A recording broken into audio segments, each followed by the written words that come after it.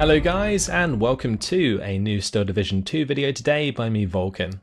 Today I have for you a battle group preview of the 2nd Guards Tank Corps. Please remember that everything you are about to see is still in beta and therefore subject to change. So in today's video I really wanted to give you guys a head start coming into the beta, give you a quick look at my own battle group and how I've put it together. If you would like to copy my battle group, I will leave the Battlegroup code in the description. If you copy that code and then click the import button on the battle group list, it will automatically paste the code. All you need to do is add a name and click import. Hopefully that will work for you guys. But let's jump into the division. So my idea is just to have a quick look at all of the stuff, not necessarily go into too much detail. Let's start with the Recon. So we have here the Dozor, and I'm bringing them in with the BA-64B. When putting units into your battle group, make sure to check all the transports because there are some really interesting niche vehicles that you can use. In this case, the Dozor are the only squad in this battle group that can make use of the BA-64B. It's a 10-point APC that has its own recon capability, so really useful to have. The Razvedka are my Phase C recon, and they just fill out availability for recon into the late game. Also, they have the M1 bazooka that they can use to ambush. Other units in the recon tab include the motorcycle, not too useful, the Mot Razvedka 4-man squad, can also come in the M3A1 Razvedka. There's the BA-10M, which is an armoured car with a 45mm turret. Doesn't have any HE value on its main gun though, and that's a bit of a problem. Then we have the T-34-76, and these can be used for flanking attempts and maybe sort of stealth movement behind enemy lines due to the fact that recon vehicles no longer affect the front line like they used to. Let's move on to the infantry. So first of all, I've got some Tanko Desantniki. These are my standard close range infantry with their submachine guns and smoke grenades. Then I have the Gvardia. These are your line infantry. They have a pretty terrible AT weapon, so bear that in mind. I've also brought in some Avto Komroti. These are standard command infantry. I've taken the Avto Komroti because they use submachine guns and therefore they don't reveal themselves at range. I've also taken them at 2-star veterancy for the extra command radius in the early game. Moving into Phase B, more line infantry to throw at the enemy, of course. We've got the Avto Machiki here. These are 10-point close range infantry squads. Very, very good. Have a terrible AT weapon though. It would be nice if this was actually smoke. But I'm actually bringing these in with the M2A1 CKM. You can't see it here, but I am using that half track. Gives some 50 cal support to a unit that relies quite a lot on short range. Finally, in Phase C, I bring in the Gvardia with the PTRD. This is a 500 meter range AT weapon with 35mm of penetration. Great for killing light vehicles and armoured cars. Can also cause criticals to tanks at the moment, so that is another use for them. And that's pretty much my infantry tab. The only other units that are in the infantry section are the Sapari. These guys are relatively okay. You can get a lot of them early on with the TNT and Panzerfaust. Haven't really tried them out too much, but these HE grenades aren't really as good as they used to be. The command motorcycle is pretty standard. Then further down we have the GV Komroti. These guys are similar to the Avto Komroti, except for they have the SVTs. More likely to reveal themselves at range in my opinion. Then we have the Sapari, which are really good close range infantry squads, but they cost quite a lot and you don't get great availability with them. Also got the Tanko Komroti and the Sapari Komroti, which are two different types of command squads. just to fill out your battle group if you would like. Let's move on to the tank tab. So the philosophy with my tanks in this division is to have a lot of availability in the early game to help overwhelm the low availability that the Germans will have. Then into the mid and late game ramp up with super availability to try and win the game as quickly as possible. But I don't have too many because I know that if the game goes on late, we're a lot less likely to win. So I have a more of an early to mid game ramp than fully late game focus.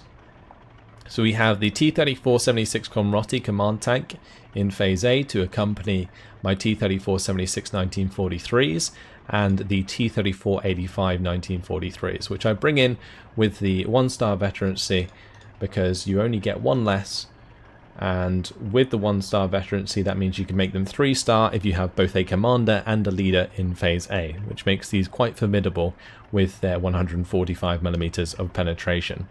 The T-34-85s though, they can let you down. They only have 10 AP shells at the moment, so that's a little bit of a problem sometimes. Moving into phase B, I've added in some T-34-85 1943s and 1944s. The T-34 1943s are with no veterancy, highest availability possible, and then the 1944 variants I've got with 1-star veterancy, so I can make them 3-star easily and take good advantage of their APCR shells, which have 180mm of penetration. In phase C, I have extra T-34-85s to accompany more T-34-85 1944s. Now these 1944s are pretty important because they do have the APCR shells, and that allows you to much easier penetrate Tigers and Panthers in the late game. So make sure that you do have some of the 1944s in your battle group at least. And that's pretty much it. There is the T-34-76 1942. This has more armor than the 1943 variant, but that's pretty much it. 10 points more for a little bit more armor. In my opinion, not really worth it. At 45 points, these T-34-76 1943s are great for overwhelming the enemy early on with sheer availability. Let's move on to the support tab. The support tab's a pretty easy one. We have the SG-43, which is a long-range machine gun. It has 1,200 meter range. Now, machine guns in Steel Division 2 can be really useful if used in the right locations. They have decent suppression and they can cut down infantry nicely. So I've got one card in here just to play around with them. Then I have a commander unit. So these are unlike leader units. Commander units, they buff other leader units so that other leader units give more stars. Also, commander units, they give 2-star veterancy to those around them, and also units within their radius take half suppression. So really strong units. So you can only get one in each phase and they're relatively expensive. So look after them, keep them further back, use the command structure with your leaders on the front line in order to make the most of them. So I've got one in phase A, one in phase B, just the M2 combat in phase B. There's also the M3A1 combat in phase C, but I don't have room for it in the division, nor do I generally think I need it, so just sticking with the 2 commanders. I have one card of the Studebaker supply vehicles. You can get 6 of them in phase B, useful for resupplying your artillery. Other choices in the support tab include the flamethrower squads, the Maxim machine gun squads. There's also a infantry support gun here, and of course the beautiful ISU 152. I would definitely recommend giving this a go if you haven't, but personally I'm not a massive fan of how it works out in game. In the AT tab, I have, first of all, the PTRS 41s. These guys are useful for killing light armoured vehicles and accompanying your infantry early on. The 500 meter range does allow them to crit units at a distance and kind of remove some of their potency. Then we have 2 cards of the ZIS-2 57mm AT guns. I've got a card in phase A, which are unvetted for availability. And then we have the card in phase B, which we have with 1-star veterancy since we only lose 1 AT gun by upgrading them. And this allows me to make them 3 stars very easily in the mid to late game. And if you keep these in ambushing positions in heavy forest, for example, they're actually relatively hard to spot. So you can definitely make good use of these against heavier targets. They can be very good value for money as well, since if a ZIS-2 takes out a Panther with its 185mm APCR shell, you've already paid it off twice over. Other choices in the anti-tank tab are Panzerschreck squads. These are great because they have high lethality but at shorter range than the PTRS. Then you have the 53K 45mm. These are actually very reliable AT guns in the sense that they have only 5 more millimeters of penetration on their APCR shell than their AP shells. So it's easy to work out whether or not this gun is going to kill what it's facing. Then you have the ZIS-3 76mm gun, which acts as both an AT gun and an artillery piece. It has some really good HE values, the blast there being 3,952, but it does lack penetration in comparison to the ZIS-2. Only 135mm with its APCR. Finally, there is the Su-85. The APCR shells of the Su-85 is 180mm. These can be very strong if they are in ambushing positions. However, in open field engagements versus Panthers and Tigers, they don't tend to do well due to their limited armor. So be very careful with how you use these. I find their rate of fire also to be pretty annoying sometimes. On to the anti-air. So in the anti-air tab, I have the 37mm AA coming in phase A. This has great range versus enemy aircraft, and where you're most likely to be bumping into fighters early on, this can deal with them well. You can also tow it in with the ZIS-5 Dushka, which is this truck here with a Dushka machine gun on the back, and that also has anti-air capabilities. Speaking of that, however, I have more of them in phase B. 14 in fact. They only cost 10 points apiece and they have 25mm of AP value, so you can actually use them to clean up light vehicles. But on top of that, they have the 1000 meter range versus aircraft and can help you blanket the sky with flak if you're having trouble in certain areas of the map, and it's very cheap to do so. Finally, in phase C, I bring in some M17s. I don't bring them with any veterancy, but they are decent vehicles for taking out aircraft in the late game. That's pretty much it. The only unit I haven't shown you guys is the Maxim, the triple Maxim, or quadruple Maxim, sorry. And this is relatively good as an anti-air vehicle, but the reason I take the Dushka over these is because the Dushka has the penetration value. Let's move on to the artillery.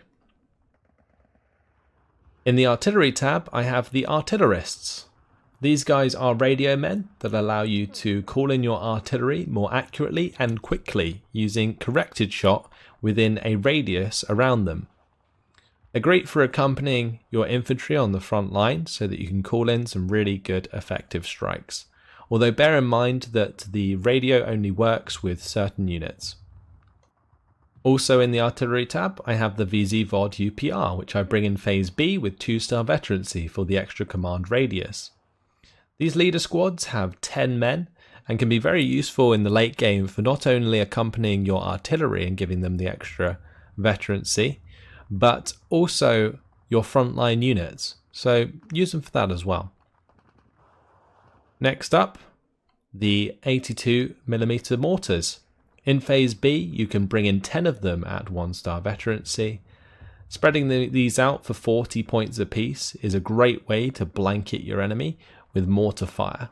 So definitely make good use of these, but move them after you use them, just in case they get counter-batteried. The Su-76M is next, and this is a multi-purpose vehicle that can be used for AT and artillery. It has 105mm of penetration with its AP shells, and can do a lot of damage with its HE shells at range. It actually doesn't have a maximum range, and therefore can shoot across the entire map. The only downside is that the further you shoot, the more the dispersion will be. This can actually be helped out quite a bit by the artillerists in this case. Finally, in Phase C, I have the Katyushas. These are fantastic, and they have a lot of damage on their rockets, and they have a lot of blast, which means they can suppress areas very, very quickly. There's also the potential for you to destroy enemy vehicles with the amount of damage that falls on an area. So bring in 2 to 4 of these and you can potentially kill a panther.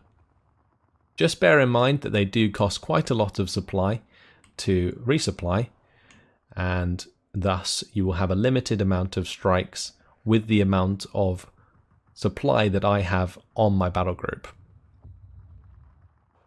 Also in the artillery tab, you can get these mortar motorcycles. These would be really good if you could get more availability, but unfortunately you can only get a maximum of 4 in your battle group. They also suffer from not having as many HE shells as the standard 82mm mortar, so there's that as well. There's also the 120mm mortar. This is very strong, it has a nice amount of damage and good blast. The only issue is making sure that you move it after you fire it. So make sure you maybe bring it in a vehicle that can pick it up again after it's fired. Then we have the field guns, the F22 76mm. This has both AP shells and HE shells. 105mm of penetration on those AP shells, and those HE shells have unlimited range. You can also choose to bring in 152mm off map if you would like. You get more availability dependent on phase you bring them in. Moving on to the air tab, you can see that I have the Yak 1B Normandy in Phase A. This is probably one of the only must-have cards in this battle group, because you get 3 at 2-star veterancy in Phase A. Well worth it for sure. Then in Phase B, I have more fighters, the Yak 9T Normandies. They come in at 1-star veterancy. And then I have the PE 283s, which come in at Phase C and provide me with some 500 kilogram bombs for massive suppression. My main thoughts behind the Air Force is to just use it to clear the skies and make sure that we're protected against enemy ground attack aircraft. Other choices in the air tab include the U2LNB, which is a Recon aircraft which comes with 4 50 kilogram bombs. Great for spotting and then softening up enemy defences, but quite vulnerable to anti-aircraft fire. Then we have the IL-2M. This bad boy comes in with 12 25 HE power bombs. They're not the best bombs in the world, but they can definitely suppress an area quite well. Then we have the IL-2M equipped with rockets. These rockets can suppress heavy armor very easily. However, I have never really seen an IL-2M kill a tank, although it is likely possible. Finally, there is the PE-283 with the 6 100 kilogram bombs. Doesn't have quite as much suppression as the 500 kilogram bombs, but still a great carpet bomber for a cheaper price if you need it. If we jump over to the defenses, there is the option to bring in more bunkers and gun pits and so on, rather than, for example, trenches or barbed wire. You can replace some of these, but that is all own preference at the end of the day, and whether or not you play Breakthrough or not. Make sure to add them anyway, just in case. And that's it. That's my Second Guards Tank Corps preview. Just a quick overview of what I bring in, brief reasons why. The division in general, I mainly focus around my infantry and tank tabs, just throwing brute force at the enemy in phase A and B, hoping that I've softened them up enough to seal the deal in phase C. And there you have it. So once again, if you would like to copy my division, you can either just take a screenshot and make it yourself, or you can use the Battlegroup code found in the description. But that's it for now. Hopefully you guys enjoyed it. Thanks for watching, and I'll see you in the next video. Goodbye.